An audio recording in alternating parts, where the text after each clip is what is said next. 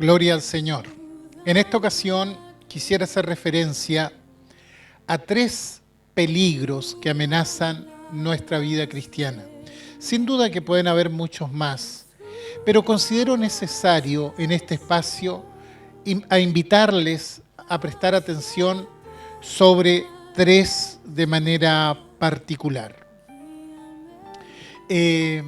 La Biblia dice que vivimos tiempos peligrosos, vivimos tiempos difíciles y los días son bastante complejos. Si no logramos discernir los tiempos que estamos viviendo y si tratamos de enmendar con nuestras fuerzas las cosas que nos están sucediendo, creo que es necesario detenernos, es necesario volvernos al Señor y buscar la presencia de Dios, buscar la dirección de Dios, porque necesitamos activar con un marcado énfasis lo que es nuestra relación con el Espíritu Santo, la dirección que emana de Él para traer sobre nosotros el tan necesario discernimiento espiritual en estos días. Creo que esta habilidad, este discernimiento que da el Espíritu Santo, de una u otra forma está escaseando en estos tiempos. Muchas veces nos damos cuenta de las cosas cuando ya hemos sido impactados por ellas y nos cuesta mucho levantarnos eventualmente. Todo el tiempo nos encontramos luchando con nuestra naturaleza carnal que a toda costa se quiere imponer entre nosotros y Dios.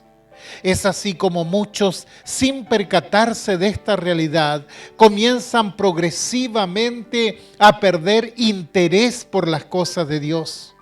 Es increíble cómo empezamos a potenciar las cosas propias de esta vida terrenal, como si nos fuésemos a quedar acá y no nos damos cuenta que solo estamos de paso en esta vida.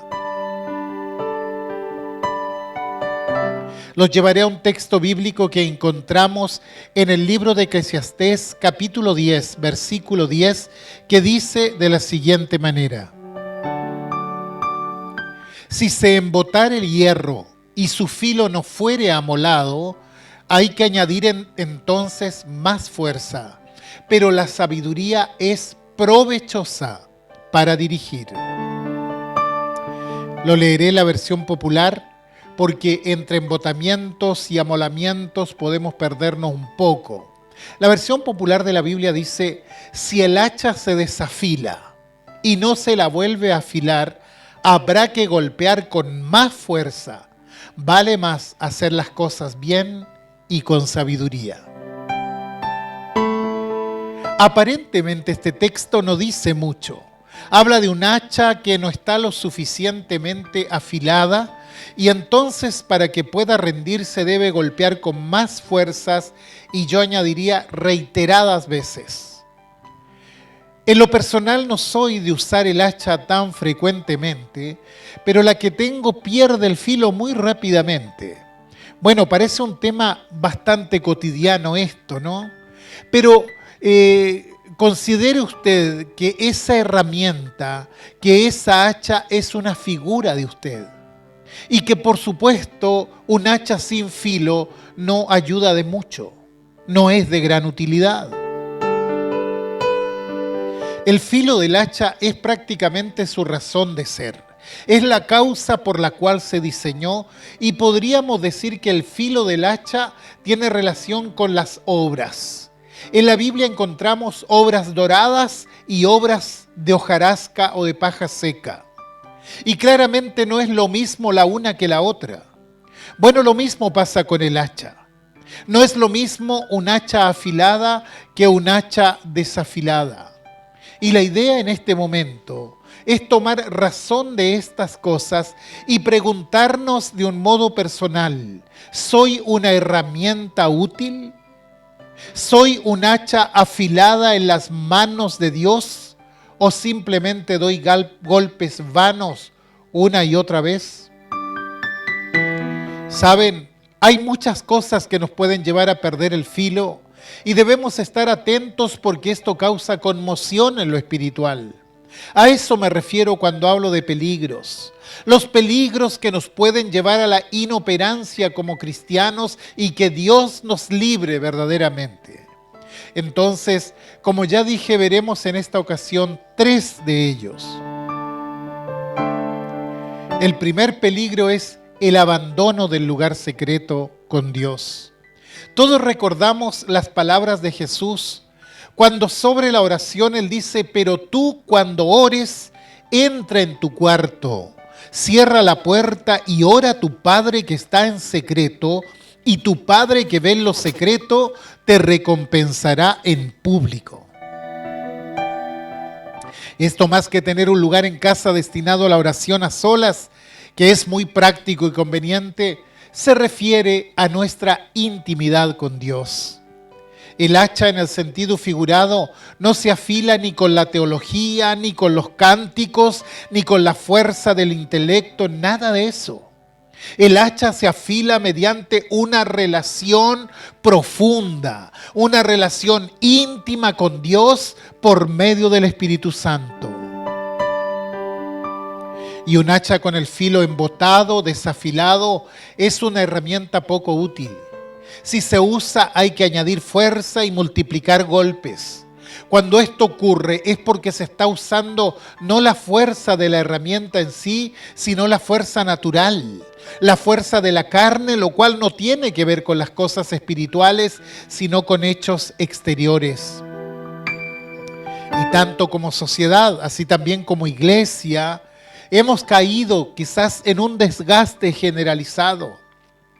Hay poco tiempo, hay cansancio, y como cristianos es necesario enfocarnos en este problema. No puede ser que me considere cristiano simplemente porque asisto 1 o 2 veces al mes a la casa de oración y sin inmiscuirme en el servicio, consumiendo pero no dando.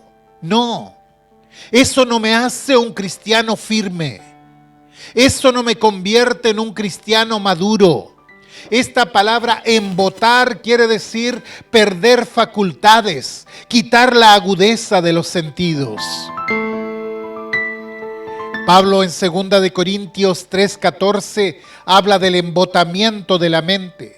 Dice que hay como un velo que se pone en la mente que impide que la persona entienda lo que Dios está hablando o lo que Dios está haciendo. Que Dios nos libre.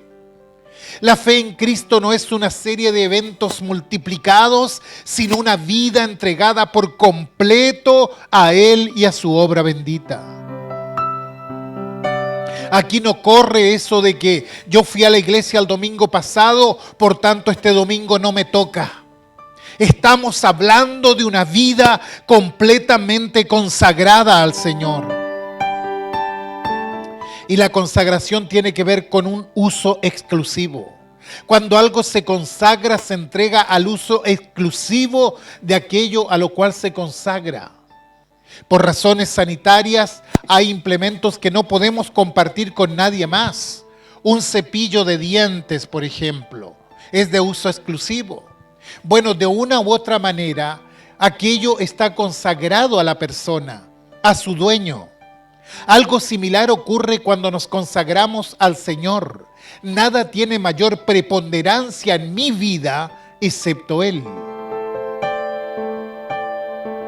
Pero si yo dejo de buscar al Señor, si dejo de ser el hacha en las manos de Él, si el filo de mi vida se ha embotado, debo procurar deliberadamente recuperarlo. ¿Y cómo lo hago? En la intimidad con Él, en la oración secreta. Por eso es tan importante no descuidar el cuarto secreto. Esto jamás será reemplazado por el activismo. Podemos ser personas muy activas en cuanto a la vida cristiana, pero si no tenemos un lugar secreto en donde derramarnos en la presencia del Señor, simplemente estaremos dando golpes ineficientes. Entonces, ¿cómo está tu relación secreta, íntima con Dios? ¿Podrías calificarla en este mismo momento? Podemos hacer muy bien ciertas cosas, cantar, tocar instrumentos, predicar, pero si el hacha que figura mi vida no tiene filo, entonces lo haré en mis fuerzas, con las fuerzas de abajo, pero no bajo la unción de lo alto. Por lo tanto, aprendamos a administrar a Dios en lo secreto, y tu Padre que ve en lo secreto te recompensará en público. No caigamos en el hastío, en la flojera, en la modorra espiritual. Esforcémonos, esforcémonos. Saben, no son muchos los días que contamos sobre este mundo. Los años pasan muy rápidamente. No esperemos que lleguen los días en que debamos decir no tengo en ellos contentamiento.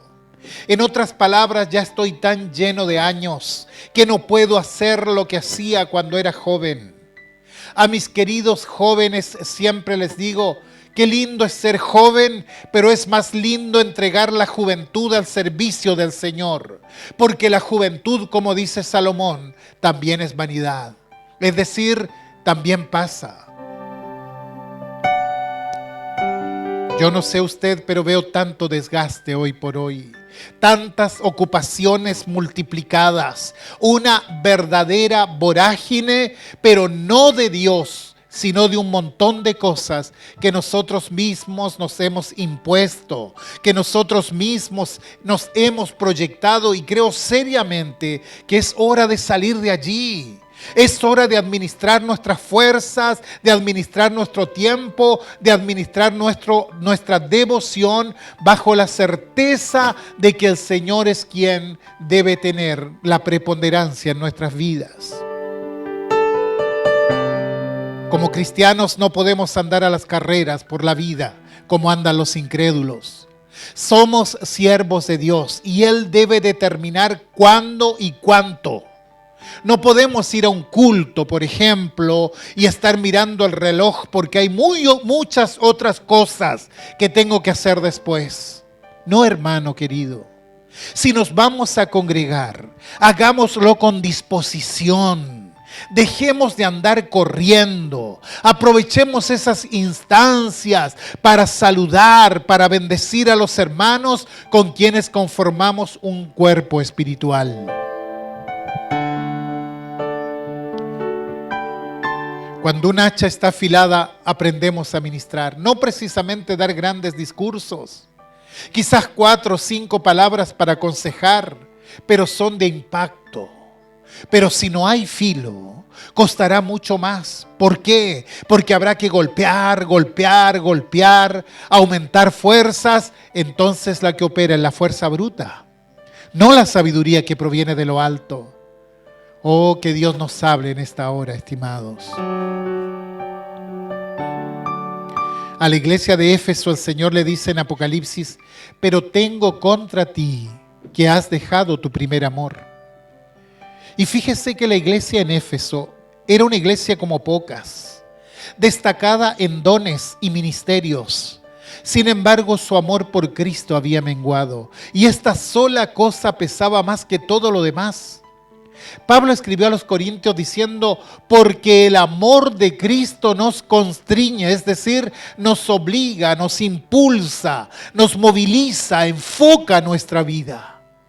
Y si no es el amor de Cristo el que nos constriñe, entonces todo lo que tenemos son fórmulas y acciones externas, nada más. Creo que hay muchas cosas de las cuales nos hemos privado simplemente porque no hemos estado dispuestos a pagar el precio. Simplemente porque nuestra fe la hemos ocupado como accesorio y no como motor en nuestra vida. Entonces, volvamos al cuarto secreto. Busquemos al Señor en la intimidad de nuestro corazón. Que Dios hable a su iglesia este tiempo. El segundo peligro que veo es no percibir la trampa que el enemigo pone delante de nosotros. El Salmo 31:4 dice, me sacarás de la red que han escondido para mí, porque tú eres mi fortaleza. Lamentablemente muchos creyentes pareciera que no se dan cuenta de estas cosas. Todo comienza de un modo tan sutil, tan imperceptible, pero no se dan cuenta cómo el enemigo ha puesto tropiezo delante de ellos. Todo comienza de una forma muy sutil. A veces es una simple invitación, algo sin importancia aparentemente. A veces es un negocio, un poco turbio, pero no demasiado quizá. A veces es una relación sentimental. La niña no es cristiana, pero no importa, ya se va a convertir y poco a poco vamos cayendo en la trampa del diablo.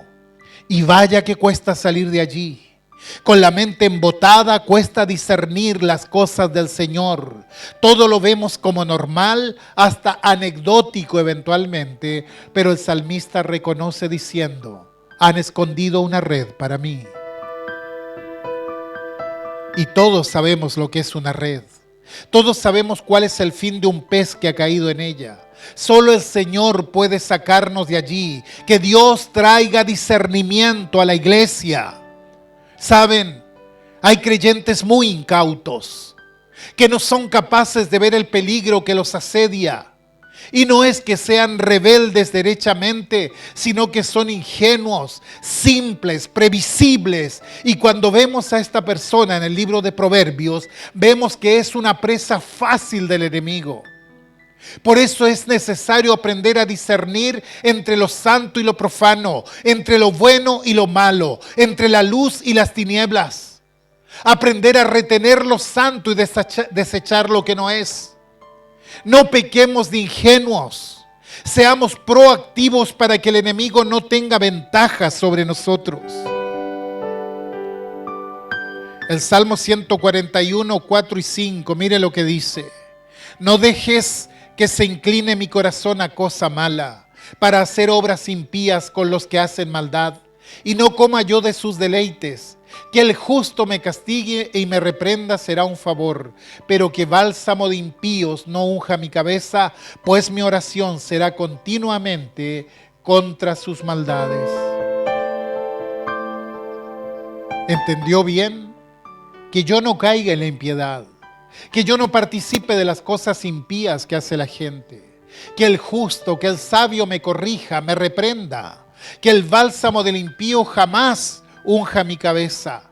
Oraré continuamente contra sus maldades, mis perversidades. Esto se llama ser proactivo, ponerse antes de que las cosas sucedan. Ser proactivo es considerar los peligros antes que ocurran, porque el enemigo no viene a jugar a las escondidas con nosotros. Él viene a hurtar, a matar y a destruir. Quizá te parezca un juego al comienzo, pero es un juego muy peligroso. Hay trampas en lo espiritual, hay trampas en lo moral, hay trampas en lo social, trampas en lo político, trampas en lo económico. Están por todas partes. Entonces, apercíbete. Cuando te das cuenta si de verdad estás caminando en integridad? Cuando estás solo en casa y cuando tienes un smart en la mano, cuando crees que nadie te ve. No te engañes. Todo el tiempo caminamos a la vista de Dios. Cuidado, estimado, con tu secreto. Tu secreto debería ser para con Dios y no para contigo mismo. El que tiene oídos para oír, escuche.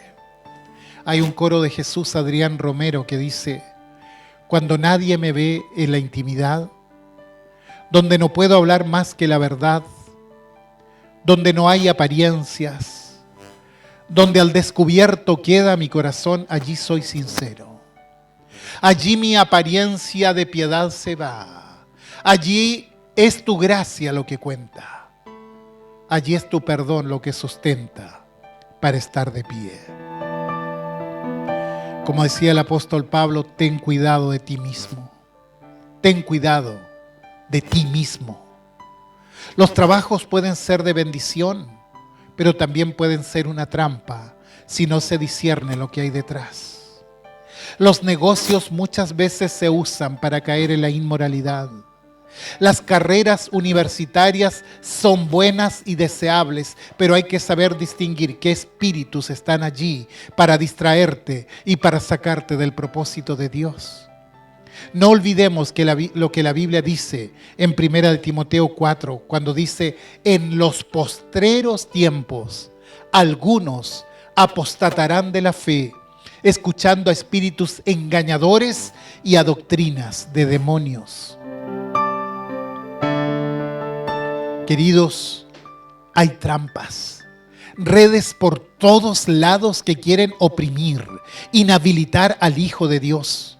Por ejemplo, en las relaciones sentimentales. Muchas relaciones se han basado en mero sensualismo, faltas de responsabilidad que de pronto terminan en nada.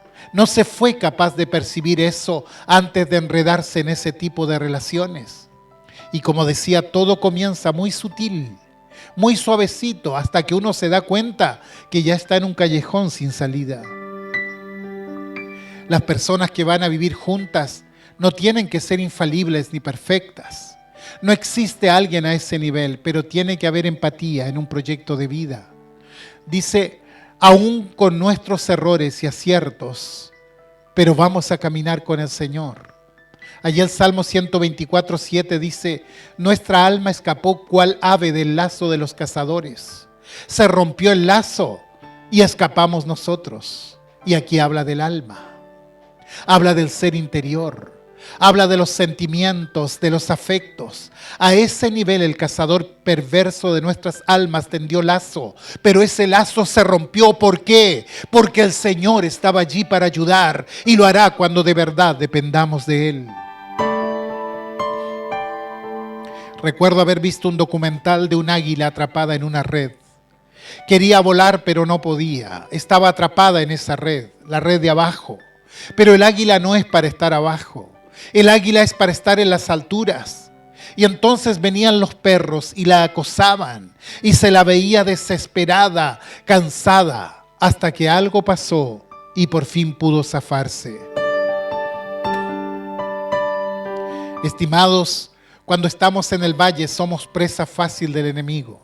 Nosotros somos de las alturas.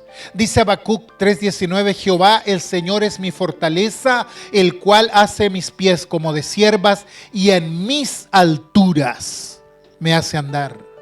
De algunas cosas podremos escapar, de otras no. Cuando un huevo está frito, usted no lo puede desfreír.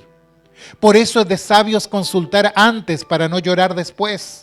Cuando los problemas son serios, necesitamos consejos sabios. Ese consejo no vendrá de gente parecida a nosotros, vendrá de cristianos maduros, de gente mayor, con experiencia, que tenga chichones, como decía un pastor por allí, un soldado con cicatrices, con rodillas encallecidas. Y el tercer peligro al que quiero hacer mención es la provocación a Dios. Cuidado con esto.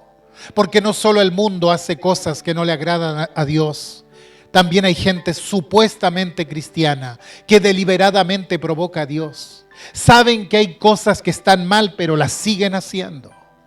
Éxodo 32 narra una historia tristísima. Moisés había subido al monte para encontrarse con Dios, y pasaron los días, pasó un mes, 40 días, y Moisés no regresaba. Entonces el pueblo le dijo a Aarón: levántate, haznos dioses que vayan delante de nosotros, porque a este Moisés, el varón que nos sacó de la tierra de Egipto, no sabemos qué le haya acontecido. Y saben, Aarón accedió. Yo digo, cuánto nos cuesta esperar, pero el evangelio implica ser pacientes. Dice Hebreos 10:36: porque os es necesaria la paciencia, para que habiendo hecho la voluntad de Dios obtengáis la promesa. Es necesaria la paciencia, es necesaria la perseverancia. Moisés no baja del monte y si no ha bajado, capaz que no baje. Y entonces hagámonos dioses, le dice el pueblo a Aarón. Segunda de Pedro 3:9 dice: el Señor no retarda su promesa, según algunos la tienen por tardanza, sino que es paciente para con nosotros, no queriendo que ninguno perezca, sino que todos procedan al arrepentimiento. Y claro, muchos burladores se levantan por el mundo, mirando en poco el regreso de Jesús. ¿Y dónde está el Cristo que dijo que vendría otra vez? Desde los tiempos de mi abuelo escucho eso y todavía no pasa nada. Y Aarón incautamente tomó los zarcillos de oro, los fundió y con un buril le dio forma de toro y lo erigió. Entonces Dios le dijo a Moisés: baja, porque tu pueblo que sacaste de la tierra de Egipto se ha corrompido. El pueblo provocó a Dios. Cuando Aarón fue consultado sobre este grave pecado, le dijo a Moisés: no se enoje, mi señor. Ellos me trajeron el oro, yo lo eché al fuego y salió este becerro. ¿Se da cuenta? ¿Habrá cosa más absurda que esto? Una explicación tan falta de sentido común. El fuego lo hizo todo. Una mentira estúpida para salir del paso. Por último, Adán culpó a Eva, que se podía defender, pero culpar al fuego.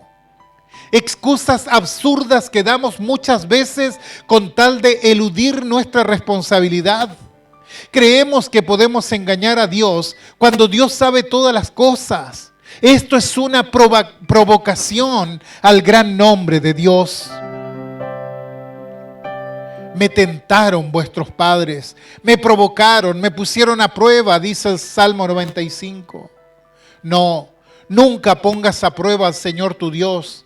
Sí, Él tiene mucha paciencia, pero su paciencia tiene un límite. Dios se cansa de mostrar milagros, maravillas a un pueblo que lo único que hace es provocarlo una y otra vez. ¿Se da cuenta? No es algo menor ser un hijo de Dios, es algo sumamente serio y es muy provocador a su santidad primordialmente, cuando la gente sabe que está haciendo algo malo, pero lo sigue haciendo. Miren lo que dice Ezequiel 8:17. Allí el profeta tiene una visión del Dios de la gloria que le dice: ¿no has visto, hijo de hombre? ¿Es cosa liviana para la casa de Judá hacer las abominaciones que hacen aquí? Después que han llenado de maldad la tierra, se volvieron a mí para irritarme, dice el Señor. He aquí que aplican el ramo a sus narices. Se volvieron a mí para irritarme, para incomodarme, para hacerme enojar. Dice que aplicaban el ramo a sus narices, una costumbre usada por los idólatras para adorar a sus dioses falsos. Podríamos decir que esto pasa cuando alguien conoce la voluntad de Dios y conoce la santidad de Dios, pero aún así persiste en el pecado. Total, después levanto la mano y canto un cuán grande es Él y ya soluciono mi problema. ¿Saben? Eso es poner ramo a las narices. Es una provocación a la voluntad, a la santidad y a la soberanía de Dios. Nunca olvidemos que una de las características de Dios es que Él es un Dios celoso. Dice Nahum capítulo 1 que es celoso y vengador, lleno de indignación, se venga de sus adversarios y guarda enojo para sus enemigos. Es tardo para la ira y grande en poder, y no tendrá por inocente al culpable. Que Dios añada gracias en nuestras vidas. De nada sirven esas excusas baratas que solemos dar como Aarón. Se me cayó este oro en el fuego y se convirtió en un becerro. Ya basta. Dios es celoso y vengador. No os engañéis, dice Pablo a los Gálatas. Dios no puede ser burlado, pues todo lo que el hombre sembrare, eso también segará. Santidad, iglesia. Sed santos porque yo soy santo, dice el Señor. Vemos cómo Israel se corrompió. Levantaron imágenes a dioses falsos y los adoraban trayendo la ira de Dios sobre ellos. Irritaron al Señor. Oh, que nunca se diga de nosotros que nosotros irritamos al Señor. Que Dios nos libre. Pero muchas veces estamos llenos de excusas torpes. Nos privamos del servicio a Dios sin tomar en cuenta cuán deudores somos a su gracia. Esta es una advertencia de parte de Dios. Hay peligros en la vida cristiana. Lo importante es discernirlos a tiempo. Seamos como el avisado de Proverbios 22, no como los simples. Dice que el avisado ve el mal y se esconde, pero los simples pasan y reciben el daño. Yo creo que hoy Dios nos está dando aviso por su palabra. Nos está poniendo en alerta. No seas como el joven simple del libro de Proverbios, inmaduro, incauto, incapaz de discernir el peligro hasta que recibía el golpe. Si por alguna razón, por cualquiera que sea, has abandonado el secreto entre Dios y tú, vuelve rápido. Ocupa el lugar que te pertenece.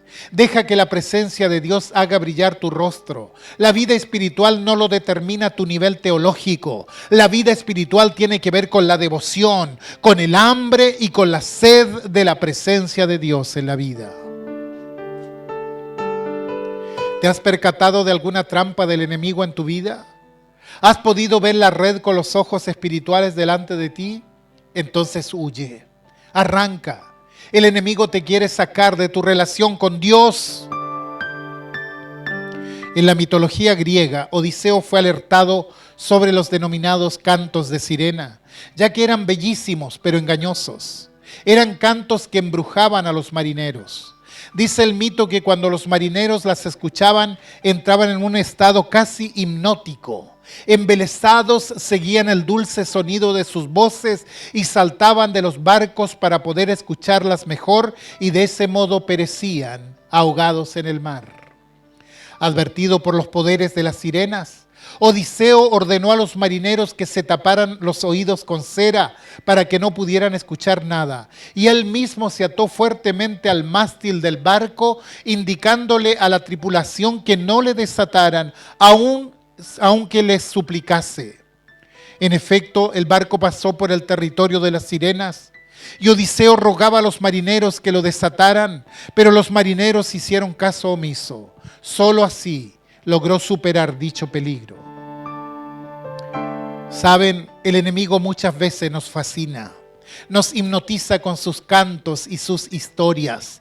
Debemos estar muy bien atados a Cristo para no soltarnos y perdernos en el mar embravecido del pecado. Quiero que escuches esto. Quizás nunca te lo habían dicho así, pero tu vida está en peligro. El enemigo no está jugando contigo. Huye cual ave al monte de Dios. Refúgiate en la roca firme de los siglos, que es Cristo Jesús.